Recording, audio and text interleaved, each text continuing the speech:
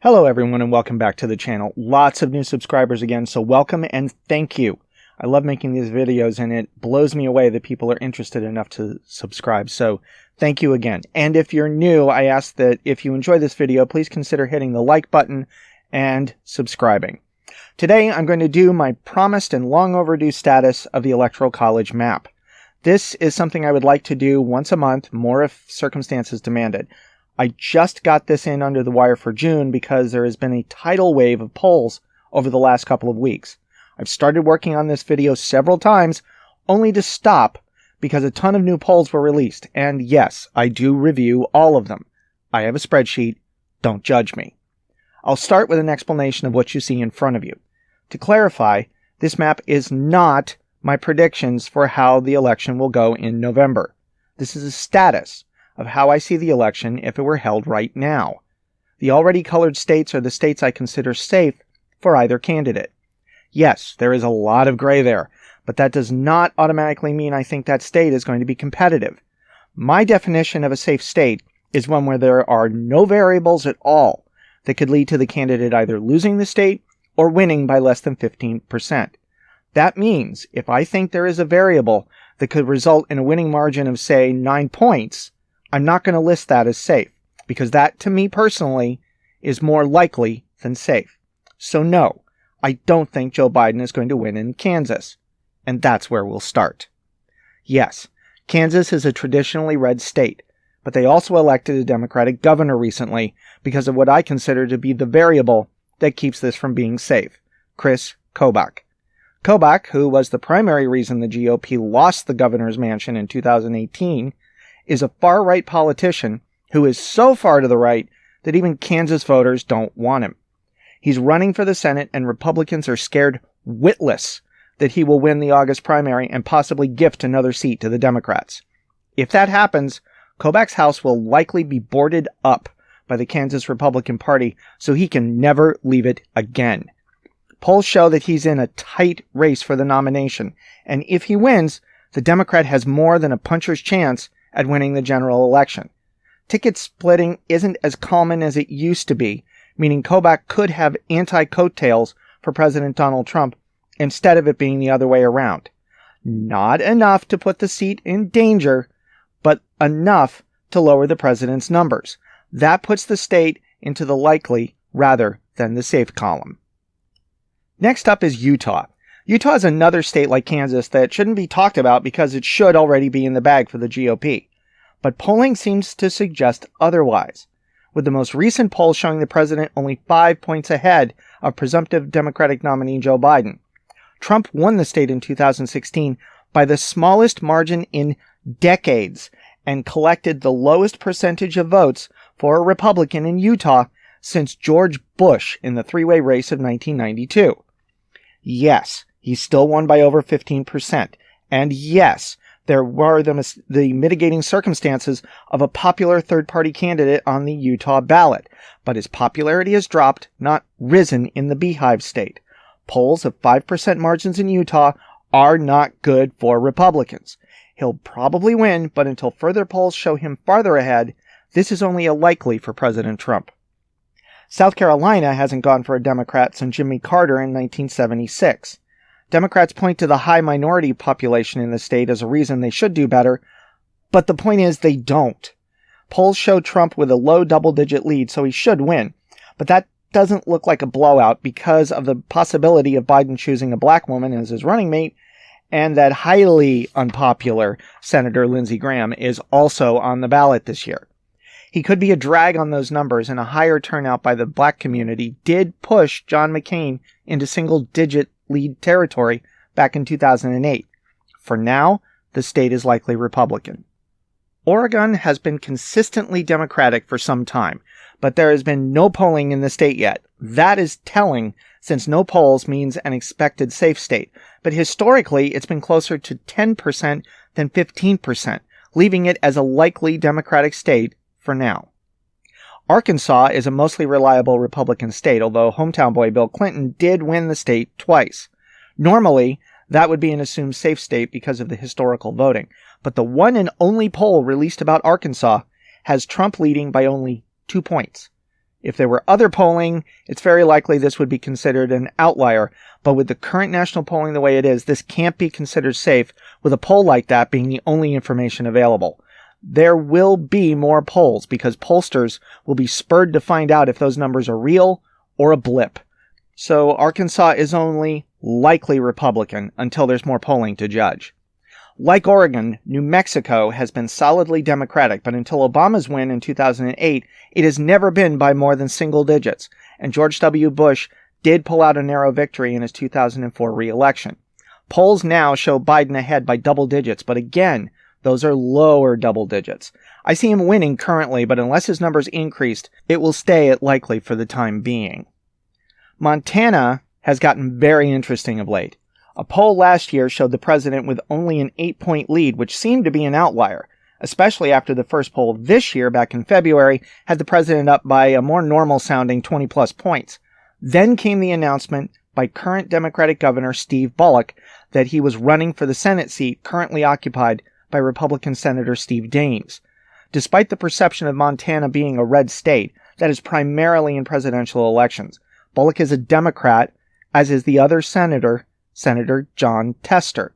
Bullock, in fact, is the second two-term Democratic governor in a row for Montana, and Bullock's lieutenant governor, Mike Cooney, is considered a slight favorite in this year's election over Republican Greg Gianforte, who is best known nationally for body-slamming a reporter on camera in 2017.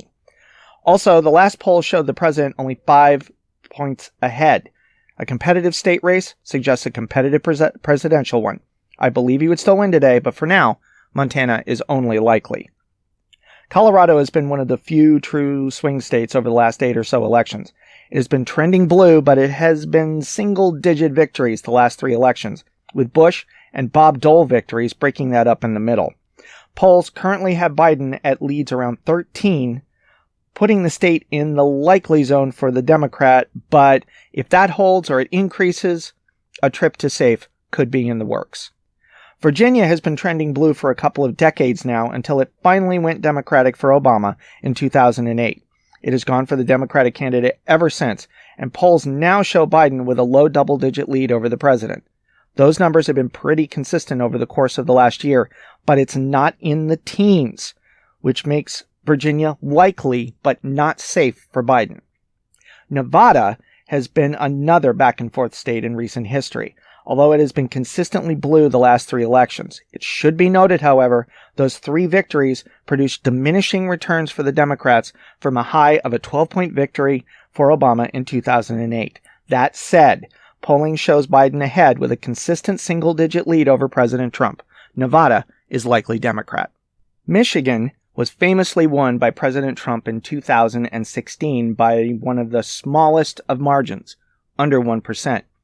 This is the primary reason for it being listed as a swing state, but recent polls have consistently shown Biden with a double-digit lead, and prior to that, he was polling at over 50% consistently, even without a double-digit lead. That probably hinders the chance of the state's governor, Gretchen Whitmer, who is believed to be on Biden's short list as a possible running mate. If the election were held today, though, Biden would win and probably win big, so likely Democrat. Minnesota has been one of the most liberal states for well over 60 years.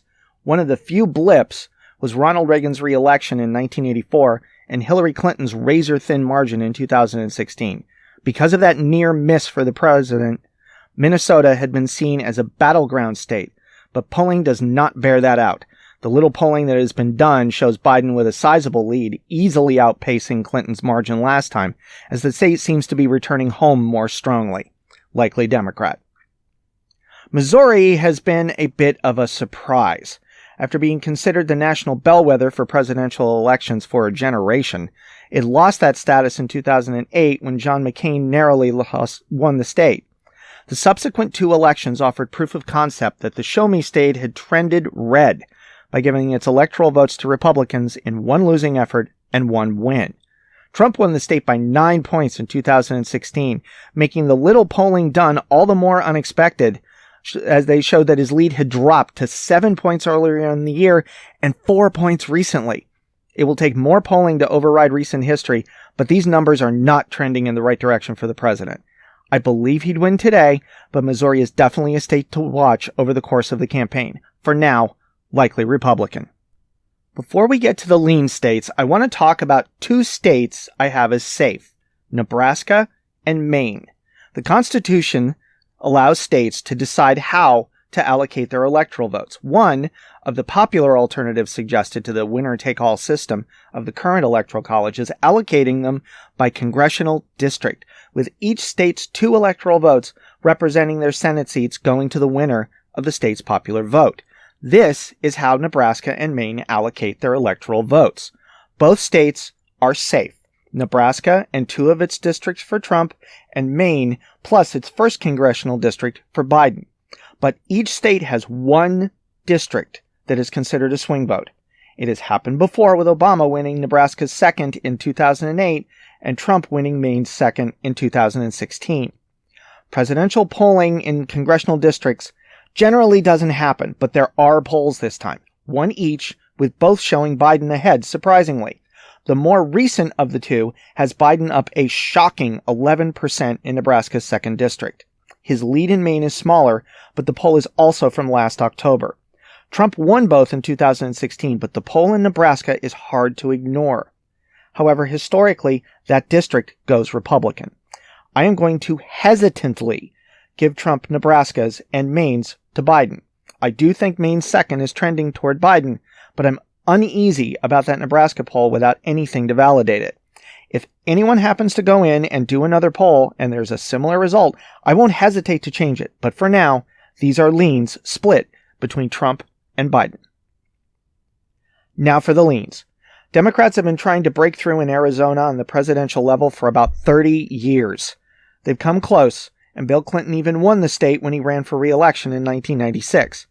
But there has been a big swing in polls towards the Democrats the last 2 years.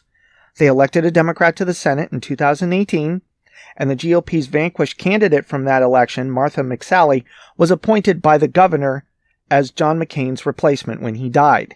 Polls show her being destroyed by Democrat Mark Kelly, and polling for Trump hasn't been very good either. The state has been one of the most polled this cycle. He split small leads with Biden last year and earlier this year, but those leads have vanished. There have been a dozen polls since March, and they all show Biden ahead by an average of 5% at the moment, which is enough for a leans Democrat. New Hampshire was qualified as a swing state because it occasionally is, and after Hillary Clinton won it by the closest margin of all 50 states in 2016. That said, all but 1 of the 10 polls done over the last year has shown Biden ahead by varying margins. It may not be a blowout, but Biden is definitely ahead. New Hampshire leans Democrat.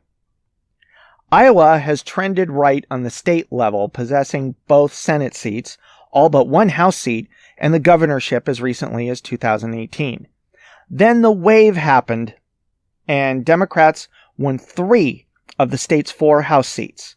Republican Senator Joni Ernst is in the fight of her political life, and President Trump's whopping 10-point win in 2016 has come crashing down to earth to a blip of a lead somewhere between 1 and 3 points in the state. I have this as leans Republican, but honestly, this one is going to be too close to call for a while. We have now reached a point where the president would need to sweep the remaining states to pull out a victory. First up, Wisconsin. Wisconsin is one of the states President Trump narrowly pulled out in 2016. The state has been trending red, electing Republicans to the Senate and having a Republican governor recently. But current polling shows Biden with a big lead, and a consistent lead over the last 15 polls. The double-digit leads are new, but his leads are not. Leans Democrat. And that is enough to give Joe Biden the White House. But we still have 6 states to go. The interest in Pennsylvania is off the charts, with over 25 polls commissioned over the last year. Biden has been ahead in over 20 of them, including the last 4 by double digits. There was a poll in May to show the president ahead, but that only broke up a streak of Biden leads before that. The polls were closer last year and are trending solidly for Biden. As with Wisconsin, the leads are new, but the leads themselves are not. Leans Democrat with a possible change to likely very soon. Florida has been considered the mother of all swing states since before the turn of the new millennium. Recent elections, however, have begun to show a bit of a right turn on the state level with victories in the Senate and the gubernatorial races. That seems to predict the outcome of 2016 when Trump won the state by over a full point. That is not repeating in the polls this time. Biden has been consistently ahead of Trump of late, with his margin trending upwards. Florida may have been the go-to poster child for vacillation over the years, but there is no debating that Biden is ahead right now, and he's getting stronger, likely Democrat. Now on to Texas. This once bastion of Republican domination has undergone a bit of a change that I explored in a video that I'll link right up there. Changes in demographics are putting the state through a bit of a growth spurt of blue, and as proof, pollsters, including Fox News, have offered up a wide mix for the president recently that includes a few leads, a couple of deficits, and some ties, with all leads no more than 3 points. Past history would suggest that Texas should not be in play, but it is. After years of saying the demographics were moving their way, Democrats are making their move. I have the states as still lean Republican, but the very idea that it is leans Republican and not safe is news all by itself.